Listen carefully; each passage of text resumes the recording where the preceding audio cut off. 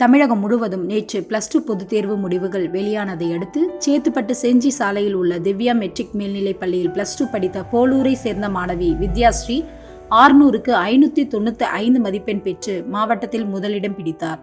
இதையடுத்து மாணவி வித்யாஸ்ரீக்கு பள்ளி வளாகத்தில் பாராட்டு விழா நேற்று நடந்தது.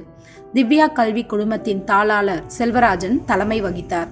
செயலாளர் செந்தில்குமார், துணைத் தலைவர் பிரவீன்குமார், பேரூராட்சி துணைத் தலைவர் சேர்மன் திலகவதி, செல்வராஜன் ஆகியோர் முன்னிலை வகித்தனர். முதல்வர் முரளி வரவேற்றார்.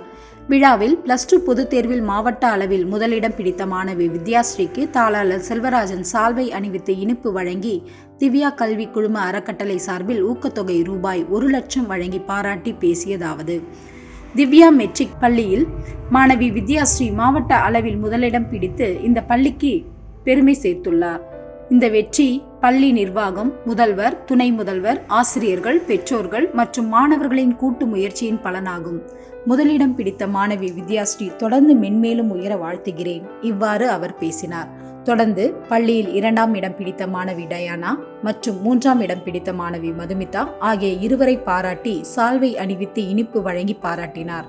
மேலும் மாணவியின் வெற்றிக்கு உறுதுணையாக இருந்த ஆசிரியர்கள் அனைவரையும் பாராட்டி ஊக்கத்தொகை வழங்கி இதே போன்று வரும் ஆண்டுகளிலும் பல மாணவர்களை வெற்றி பெற செய்து பள்ளிக்கு பெருமை சேர்க்க வேண்டும் என்றார்.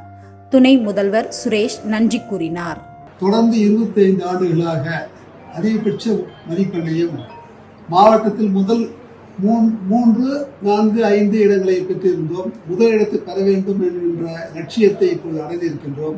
அந்த லட்சியத்தை அடைவது என்பது கல்வி நிர்வாகமாகிய என்னுடைய நிர்வாகத்தின் கீழ் எங்களுடைய குடும்ப அறக்கட்டளை உறுப்பினர் சார்பாக எங்களுடைய மெட்ரிக் மேல்நிலைப் பள்ளியுடைய முதல்வர், துணை முதல்வர்கள், இருபால் ஆசிரியர் பெருமக்கள், மாணவ செல்வங்கள், அந்த மாணவ செல்வங்களை ஊக்குவிக்கின்ற பெற்றோர்கள், இத்தனை பேருடைய கூட்டு முயற்சியின் விளைவாக மிகப்பெரிய வெற்றியை அடைந்திருக்கின்றோம் என்பதை